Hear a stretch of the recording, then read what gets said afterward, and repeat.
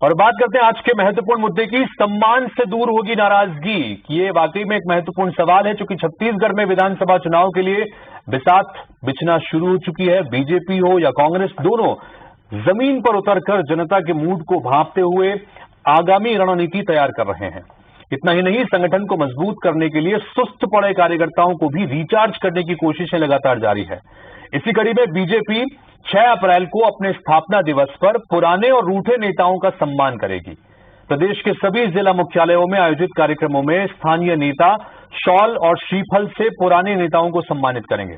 जाहिर है, 2018 में बीजेपी की करारी हार की सबसे बड़ी वजह कार्यकर्ताओं की नाराजगी को माना जाता है। यही वजह है कि चुनावी साल में बीजेपी किसी तरह का कोई रिस्क लेना नहीं चाहती। रूठे कार्यकर्ताओं को मनाने की बीजेपी की ये कवायद क्या रंग लाएगी, क्या सम्मान से नाराजगी दूर होगी, बीजेपी के इस दांव का आने वाले चुनाव में कितना असर पड़ेगा, इन तमाम सवालों पर बातचीत करेंगे। हमारे साथ में 2 मेहमान जुड़ रहे हैं। हमारी तरफ से बातचीत करने के लिए हमारे साथ में मुकेश शर्मा जी हैं, जो कि भारतीय जनता पार्टी के नेता प्रवक्ता हैं। साथ ही हमारे साथ में कांग्रेस की तरफ से नितिन भंसाली जुड़ रहे हैं, जो कि कांग्रेस पार्टी के प्रवक्ता हैं। आप दोनों का बहुत बहुत स्वागत है। चर्चा के सिलसिले को शुरू करें, सवाल जो हमारे सामने है उसके जवाब तलाशने की कोशिश शुरू करें। उससे पहले ये जो मूल खबर है, इससे जुड़ा हुआ क्या कुछ रिएक्शन अभी तक आए हैं, उसको पहले सुनिए। ये हर साल भारतीय जनता पार्टी स्थापना दिवस पर अपने वरिष्ठ कार्यकर्ताओं का सम्मान करती है, जिन्होंने इस पार्टी को सींचा है, जिन्होंने इस पार्टी को ऊंचा उठाया है। रहा सवाल, कुछ कार्यकर्ता अगर नाराज हैं, निष्क्रिय हैं या कुछ भी हैं, अगर हमारे घर का कोई सदस्य रूठ जाता है तो हम मनाएंगे नहीं क्या? उसको मनाएंगे, कोई हमें बोलने में संकोच नहीं। भारतीय जनता पार्टी जब चुनाव आए तो कार्यकर्ता याद है, उनके कार्यकर्ताओं को सम्मान कर रूठों को मना रहे हैं। ये लोग पहले भी भुगत चुके हैं 14 के 14 संख्या में। इसके कारण तो 14 की 14 से 15 नहीं हुए हैं। कार्यकर्ता इनके नाराज थे, बटे हुए थे, गुटों बटे हुए थे, इस कारण भाजपा की हार हुई।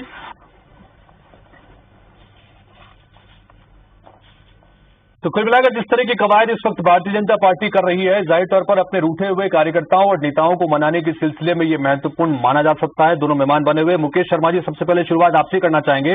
पार्टी ने एक नई कवायद शुरू की है। दरअसल 6 अप्रैल स्थापना दिवस है और इस दिन से ही तमाम जिलों में यह अभियान चलाया जाएगा, जहां पर अपने रूठे हुए कार्यकर्ताओं और नेताओं को मनाने के लिए शॉल श्रीफल आप लोग देने जा रहे हैं। किस तरह की कवायद और क्या मकसद इसका, मुकेश जी? देखिए व्यास जी, ये कार्यक्रम पहली बार नहीं हो रहा है। पहली बात से बताऊं, ये कार्यक्रम पहली बार नहीं हो रहा है। ये कार्यक्रम स्थापना दिवस में प्रति वर्ष होता है।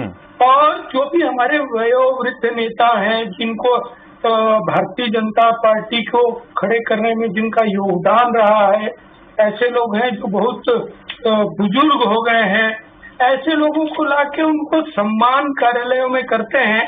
और इस प्रकार के कार्यक्रम ये एक जगह नहीं होते। ऐसे कार्यक्रम हमारे 35 संगठन जिला है, 403 मंडल है और 403 शक्ति केंद्र है। तो 23,287 शक्ति केंद्रों तक इस कार्यक्रम के माध्यम से हम पहुंचने का प्रयास करते हैं, कार्यकर्ताओं से जुड़ने का प्रयास करते हैं और पुराने लोगों से मिलने का प्रयास करते हैं। ये हमारा फिक्स कार्यक्रम है।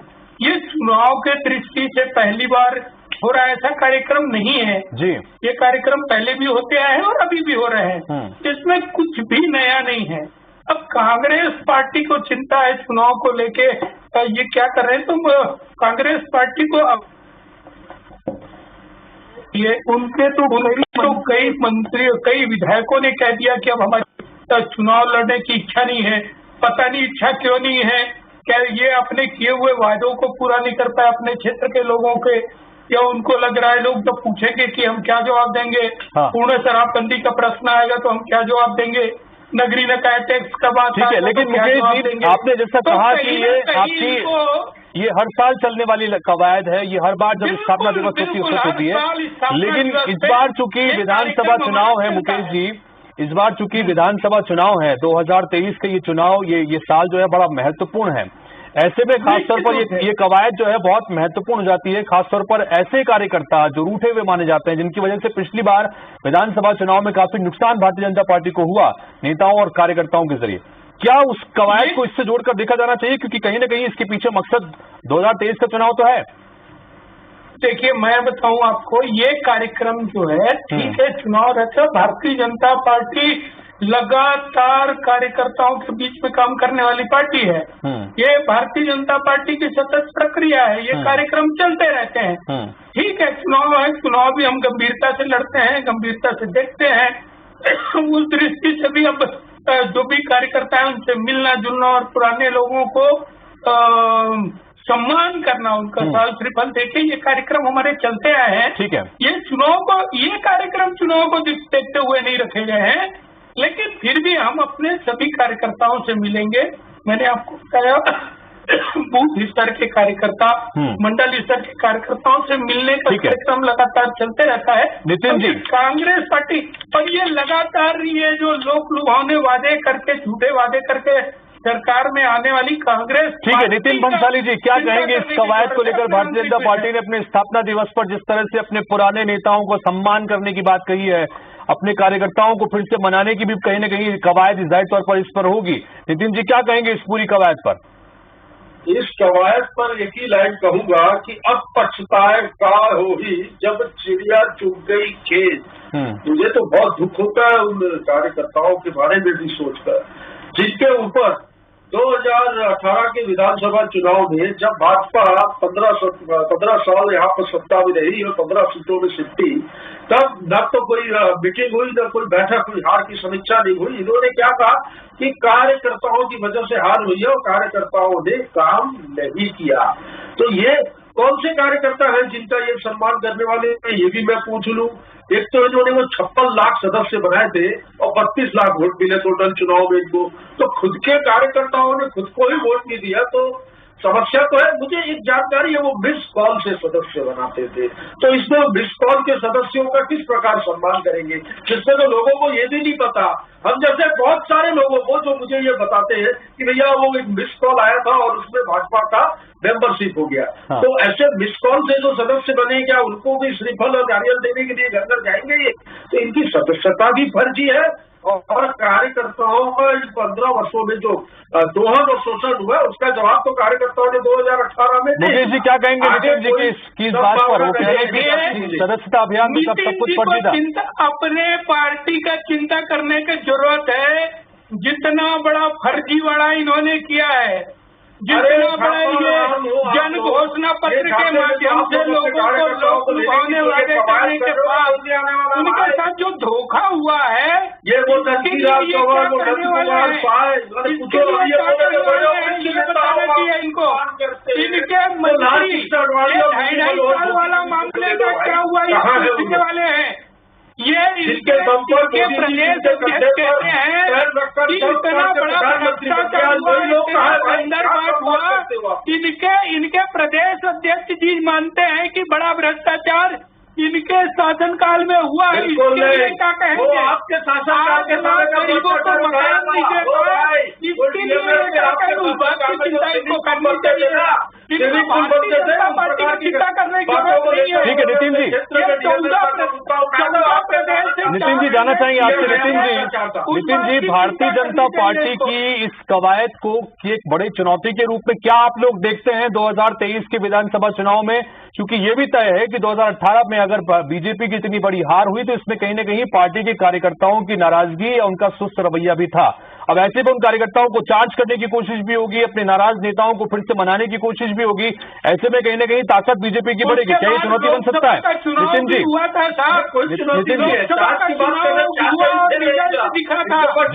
नितिन जी, वो नोकिया के मोबाइल में सीप ही लाती है और दूसरा चार्जर डालेंगे तो चार्ज होगा क्या? चार्जर क्या हुआ? ये 2.5 वाला मामला अभी भी आपके नेता बैठे हुए हैं दिल्ली में। कांग्रेस पार्टी का चिंता कर लीजिए, भारतीय जनता पार्टी की चिंता करने की आवश्यकता नहीं है। ठीक है, जो तानाशाही वाली जो सरकार बैठी है दिल्ली में, मोदी सरकार, उसको जड़ से उखाड़ना। नितिन जी, एक सवाल यहाँ पर यह भी कि जिस तरह से पिछले दिनों खबर निकल के आई थी कि धर्मजीत सिंह जो कि जेसीसीजे में चले गए थे, फिर वहां से किन्हीं कारणों से अभी पार्टी से निष्कासित हैं, उनसे मिलने के लिए डॉक्टर चरणदास महंत भी पहुंचे थे और तब भी रविंद्र चौबे जी का बयान भी इस तरह का निकल के सामने आया था कि जो भी पार्टी में आना चाहता है सबका स्वागत है, तो कहीं ना कहीं ये कवायद तो आपकी तरफ से भी हो रही है। देखिए, ये कवायद जो है वरिष्ठ नेताओं के मार्गदर्शन में होती है कि जो पार्टी छोड़ कर गए हैं वो आना चाहते हैं, गुण दोष के आधार पर सब चीजें देखकर मूल्यांकन करके निर्णय होते हैं। ये सभी पार्टी में होते हैं, तो कांग्रेस में भी यदि हो रहे कितने टुकड़ों में पार्टी बची हुई चिंता कर लीजिए, तो बिल्कुल कांग्रेस की चिंता करिए, भारतीय जनता पार्टी को छोड़ दीजिए। भारतीय जनता पार्टी का जानते हैं वो मिस कॉल वाले जो आपने बनाए सदस्य, उनके घर जाओगे। भारतीय जनता पार्टी की चिंता करिए, 14 प्रदेश से 4 प्रदेश में आ चुके हैं, अपना चिंता करिए। भारतीय जनता पार्टी चिंता नहीं लेगी। भारतीय जनता पार्टी कार्यकर्ताओं की पार्टी है कि वो बीजेपी का जनता पार्टी में कार्यकर्ताओं का सम्मान है, वो धनती राम झूठे वादे नहीं किए जाते। आपने अभी कहा वयोवृद्ध नेताओं को हम लोग सम्मान देते हैं, तो वयोवृद्ध नेता तो भाई वो लाल कृष्ण अडवाणी, वो मुरली मनोहर। ठीक है मुकेश जी, मैं आपसे सीधा, हालांकि मुकेश जी आपने ये कहा कि चूंकि ये एक रूटीन कवायद है पार्टी के भीतर और कार्यकर्ताओं का सम्मान होता है, लेकिन फिर भी चूंकि जैसा हमारा ये इलेक्शन बुलेटिन है 2023 के संदर्भ में जो चुनाव होने वाले हैं उस पर बात करते हैं, तो क्या ये जो सम्मान की बात हो रही है, ये क्या महत्वपूर्ण तरीके से पार्टी के लिए अच्छे प्लान के रूप में काम कर सकता है? किस तरह की उम्मीद के रूप में आप इसे देख रहे हैं 2023 में? सर देखिए, ये हमारे संगठन का कार्यक्रम है और ये नया कार्यक्रम नहीं है, चुनाव को दृष्टि में रखकर बनाया गया कार्यक्रम नहीं है। ये कार्यक्रम प्रत्येक वर्ष सभी जिलों में, छोटे छोटे मंडलों में, शक्ति केंद्रों में किए जाते हैं। ये ठीक है, चुनाव वर्ष है और हम चुनाव को लेकर भी गंभीर है और चुनाव को लेकर गंभीर है और सरकार की नाकामी को लेकर पूरे 403 मंडल तक जाएंगे, मोदी जी तक जाकर हमारे संगठन लोगों को बताएंगे कि कैसे ये झूठी सरकार है जिन्होंने वादे कुछ किए, वादे पूरे किए नहीं। हमने जो कहा वो किया है भाई, तो आप बहनों को निराश बताने वाले हैं। ठीक है मुकेश जी, वर्ग नहीं छोड़ा आप लोगों। चुनाव से पहले टिकट वितरण जो है वो बहुत बड़ी चुनौती किसी भी पार्टी के लिए रहता है, और जिस तरह से गुजरात के विधानसभा चुनाव में भारतीय जनता पार्टी ने एक गुजरात फॉर्मूले को सामने रखा, हालांकि इस तरह की कवायद इससे पहले छत्तीसगढ़ में लोकसभा चुनाव के दौरान भी हो चुकी है, जहां तमाम सिटिंग 10 जो एमपीज थे उनके टिकट काट के नए लोगों को मौका दिया गया था। अब ऐसे में विधानसभा के चुनाव सामने आने हैं, टिकट का वितरण होना है, कई लोगों के टिकट काटे जाएंगे, इस तरह की कवायद भी लगातार, इस तरह की बातें लगातार कही जाती हैं, और तब ये नाराजगी होगी। इन सबको मैनेज करने के लिए किस तरह की रणनीति मुकेश जी? देखिए व्यास जी, हमारे यहाँ सभी पदाधिकारियों से चर्चा करके और कार्यकर्ताओं से चर्चा करते हुए एक कमेटी बनाई जाती है। उस कमेटी के माध्यम से चुनाव मसूदा करके कार्यकर्ताओं से चर्चा होगी और प्रत्याशियों से नहीं हो यार, क्या ये प्रक्रिया है, ये प्रक्रिया से गुजर के टिकट फाइनल किए जाते हैं और वो चुनाव आने के महीने 2 महीने पहले होती है। इतनी जल्दी ये सब प्रक्रिया अभी शुरू होने वाली नहीं है। अभी तो संगठन के माध्यम से कार्यकर्ताओं तक और जनता तक और सरकार की नाकामियों को कैसे जनता तक पहुंचाया जाए, ये कार्यक्रम लगातार चलते रहे और जनता के पक्ष में जनता को किए हुए वादे को पूरा नहीं किए, इसके लिए हम सड़क से लेकर सदन तक लगातार सशक्त विपक्ष के नाते आवाज उठाते रहेंगे। ठीक है नितिन जी, भारतीय जनता पार्टी लगातार ये कहती है कि भले ही 2018 के विधानसभा चुनाव में हमें बड़ी हार का सामना करना पड़ा, लेकिन 6 महीने बाद ही 2019 के लोकसभा चुनाव में एक तरफा जीत दर्ज करने में भी कामयाब रहे थे। 11 में से 9 सीटों पर जीत दर्ज करने में कामयाब रहे और वहीं पर रणनीति बदल दी गई थी और उसके बाद इसका असर अब विधानसभा के चुनाव में भी दिखेगा। इसको क्या किस तरह से लेना चाहिए? वोट शेयर 2019 के चुनाव में भी बड़ा था और बहुत ही कम मार्जिन से बहुत सी सीटें हमारे हैं, जिस पर हम बिल्कुल फोकस कर रहे हैं। मैंने तो कहा कि विधानसभा में 71 प्लस में हम काम कर रहे हैं और लोकसभा में छत्तीसगढ़ में 11 सीट हम कैसे जीतेंगे, हम उस दिशा में भी काम कर रहे हैं। ये कहते हैं रणनीति बना रहे हैं। अरे क्या रणनीति बना रहे हो? रण में ही नहीं हो तो किस चीज की नीति बना रहे हो भाई? ये सारे न्यूज बल्ब है, रण तो कांग्रेस का है, लड़ाई लड़ रहे हैं, 14 का अस्तित्व की लड़ाई लड़ रहे हैं। 14 जगह प्रदेश, 2014 में 14 प्रदेश, अब सिर्फ 4 प्रदेश, इनको समझ में आएगा नहीं। मिल जाएगी। छोड़ो, आप लोगों का कार्यकाल देख चुकी है जनता, 15 साल ये भी देख चुकी है, और ये जो पिटे हुए मोहरे जो कुछ बचे हैं ये भी निपट जाएंगे। मैंने दावा किया है कि 71+ पे कांग्रेस काम कर रही है प्रदेश में। कांग्रेस जनता के दरबार में जाएगी और निश्चित तौर पर समझ में आ रहा है आशीर्वाद कि ये सरकार मिलेगा। करने वाली सरकार है। इस बार हमारे विधानसभा में विधायकों की संख्या होगी और हम सरकार बनाएंगे। जी मुकेश जी बताइए। देखिए, निश्चित रूप से जो इस जन घोषणा पत्र में 36 वादे किए थे, ये अधिकांश वादों को पूरा किया ही नहीं है। अब टोकन कार्यक्रम, ये 250 करोड़ मेरे धान भी बेच रहे हैं, बिजली का बिल भी लोगों के घर में आ रहा है, छोटे भूखंडों की रजिस्ट्रियां भी इनके जनता को बेवकूफ बनाने का कोशिश यदि करोगे, जनता आपको समझाएगी, आपको सिखाएगी। देखिए, जनता जागरूक है, जनता को समझ में आ रहा है। ठीक है मुकेश जी, कांग्रेस पार्टी कई तरह की बातें कांग्रेस पार्टी नेताओं की तरफ से आते हैं। इन सब के बीच में जैसे कि हमने ये कवायद आपके सामने रखी कि पार्टी इस तरह की कवायद कर रही है कि तमाम अपने कार्यकर्ताओं को और वरिष्ठ नेताओं का सम्मान करने के लिए 6 तारीख को विशेष अभियान पूरे प्रदेश भर में चलाया जाएगा।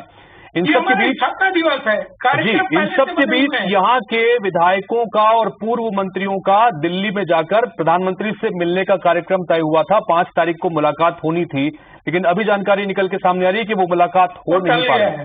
कांग्रेस पार्टी लगातार इसको लेकर कहती है कि प्रधानमंत्री ही यहाँ के नेताओं को तवज्जो नहीं दे रहे हैं। क्या कहेंगे इस पर?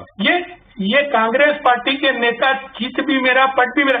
कभी तो ये कहते थे भाई आप जाके बात नहीं करते हो, आप दिल्ली के अंदर में आवाज नहीं उठाते हो। अब छत्तीसगढ़ के हितों के लिए यदि हमारे विधायक चुनाव के समय वहां जाके बात करते हैं तो भी इनको पेट में दर्द होता है। पता है हम सबको ये कहना क्या चाहते हैं, ये कहना क्या चाहते हैं, तो इनको अपने कामों पे, अपने किए हुए वादों को पूरा करने के बजाय ऐसे इनके खाली भारतीय जनता पार्टी की चिंता करने लगे हैं। ये अपनी चिंता करिए भाई, भारतीय जनता पार्टी की चिंता करने का आवश्यकता नहीं है। और ये नितिन गडकरी जी चिल्लाना बंद करें, समझ में आता है समझ में आ रहा है कि क्या चर्चा कर रही है। ये आप जो लोग यहाँ से गए हैं विधायक और पूर्व मंत्री, उनसे मिले, ये बोल क्या रहे हैं? मुझे ऐसा लगता है उनको भी समझ में आ गया है कि ये झूठ चालर है, ये डिबेट में बैठे हैं कि कहीं और खो गए हैं कि कुछ और ही बोल रहे हैं। अरे भैया, डिबेट में बैठे हो, जब आपको अवसर देता तो बोलिए। आप लगातार बोलते जाएंगे, आपको नहीं बोलेंगे भाई, विषय में बोलना है, क्या बोलना है? पार्टी का पक्ष रखने के लिए बैठा। ठीक है मुकेश जी, मेरा यही अच्छा ठीक है। नितिन जी एक बार उनका जवाब तो सुन लें। नितिन जी एक बार उनका जवाब सुन लें। मेरा सवाल बड़ा गंभीर था। सवाल ये है कि पार्टी सीधे कांग्रेस पार्टी के नेता ये सवाल खड़े कर रहे हैं कि आप यहाँ भले ही अपने कार्यकर्ताओं नेताओं के सम्मान की चिंता कर रहे हैं, लेकिन केंद्र के स्तर पर आपके पार्टी के बड़े नेताओं और जो मंत्री हैं, पूर्व मंत्री हैं, उनका सम्मान उस स्तर पर हो नहीं पा रहा है। मिलने के लिए जा रहे हैं, कोशिश कर रहे हैं, लेकिन मुलाकात नहीं हो पा रही पीएम से। इस पर क्या कहेंगे? देखिए, निश्चित रूप से पीएम से मिलने का कार्यक्रम बना था, लेकिन अभी लगातार लोकसभा का सत्र चलने के कारण और कर्नाटक विधानसभा चुनाव के कारण में अभी कुछ फेरबदल उसमें हुआ है, लेकिन मिलने का कार्यक्रम है उनका। और भंसाली जी को बोलिए थोड़ा और सुन ले मेरी बातों को जी। यदि छत्तीसगढ़ राज्य को बनाने के बारे में भारतीय जनता पार्टी सोचती है, छत्तीसगढ़ राज्य भारतीय जनता पार्टी